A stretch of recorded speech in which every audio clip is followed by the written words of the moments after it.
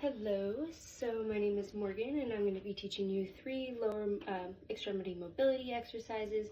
Pardon the uniform, I'm about to go to work. So first up, my first exercise is, most of the ones that I want to focus on today are dynamic exercises. They're like more dynamic warm-ups. I typically do these before my lifts and I do them before work.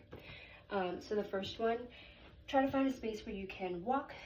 Usually I do this outside my job before I go in, or find a space in the gym that gives me enough space.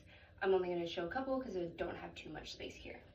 But the first one, I call them scoops. So you're going to put your leg out here and scoop down and take a step.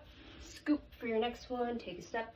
Scoop for your next one. I usually do 4 sets of 10 of those, so find a space where you can take about 10 steps. When you are scooping, you're going to bring your hands here. Let's take a step back. Bring your hands down as far below you can. You're going to feel that stretch in that whole backside. So you should feel it in your gastroc here and your hammies here. So stretch here, and that scoop motion gives you about 2 seconds of hold, so it's that 2-second stretch.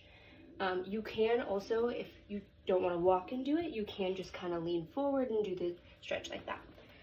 For the next stretch, this one is also walking. I like to do this one going backwards, but I'll show you guys like this. It's kind of difficult to do in these pants, so pardon me. But you're going to take your knee up and rotate it out, set it down.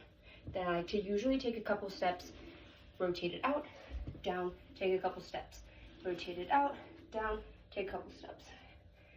I usually do 4 sets of 10 of those as well, just to kind of get that hip movement opening. The next ones that I like to do, either before that one, if your hips are extra tight, is find a wall. I'm just going to use a chair for this example, but usually finding a wall is the best bet. A fence, a wall, something for you to hold on to, and you're just going to take your leg and swing up and back, and really feel that stretch kind of here in your glute when you're coming across, and then when you're coming up here, getting that full rotation here in your hip, stretching out your hip flexors right here.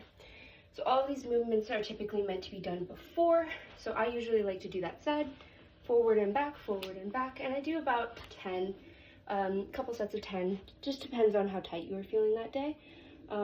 Switch legs, do it the other way as well. Forward and back, and side to side. And you should be feeling that stretch across in your glutes when you come across here, which it can also be seen in like a lateral glute stretch.